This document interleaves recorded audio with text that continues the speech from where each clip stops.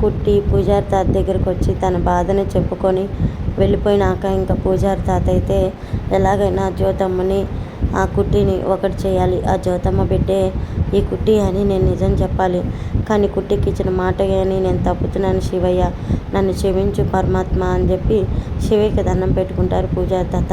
ఇంకా జ్యోతికి అయితే ఫోన్ చేస్తాడు. జ్యోతి అయితే ఇంకా క్లయింట్ కాబట్టి తను అయితే ఫైల్ చూసుకుంటూ ఉంటుంది. ఫైల్ చూసుకుంటూ ఫోన్ రింగ్ అవుతున్నా పట్టించుకోదు. పూజారి తాత కంగారు పడుతూ ఏంటి ఇన్నిసార్లు ఫోన్ చేసినా జ్యోతమ్మ ఫోన్ తీయదు, ఏం చేస్తుంది ఏంటి అని చెప్పి మళ్ళీ చేయగా ఇంకా జ్యోతి అయితే ఇంకా ఫైల్స్ పక్కన పెట్టి ఎవరో క్లయింట్ అయి ఉంటారు, అంటే కోర్టు విషయం అయి ఉంటుంది అని చెప్పి ఫోన్ అయితే లిఫ్ట్ చేస్తుంది. హలో అనగానే హలో ఎవరమ్మా, జ్యోతమ్మేనా మాట్లాడేది అంటే నేనే జ్యోతమ్మని అనగానే లాయర్ జ్యోతమ్మే కదా అంటే లాయర్ జ్యోతమ్మనే అంటూ ఉంటుంది జ్యోతి.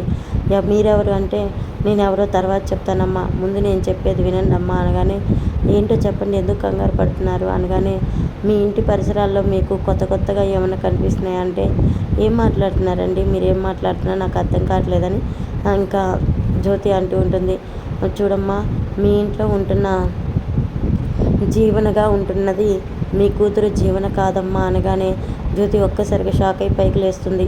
షాక్ అయి పైకి లేచి చూసి ఏం మాట్లాడుతున్నారు మీరు అని చెప్పేసి అంటూ ఉండగా అవునమ్మా, నీ కూతురు ఎవరో తెలుసుకోవాలనుకుంటే మీరు నేను చెప్పిన అడ్రస్కి త్వరగా రండమ్మా అని చెప్పి పూజా చేత అనగానే జ్యోతి అయితే అసలు ఏం అర్థం కాని పరిస్థితిలో అయోమయంగా ఫైల్స్ అన్ని పక్కన పడేసి హడాబుడిగా కార్లు అయితే వస్తూ ఉంటుంది. ఇంకా జ్యోతి అలా హడాబుడిగా రావటం ఇందు చూసి ఏంటి జ్యోతి ఇంత హడాబుడిగా అవుతుంది అంటే ఏదో జరుగుతుంది అని చెప్పి ఆలోచిస్తూ జ్యోతిని ఫాలో అవుతూ ఉంటుంది.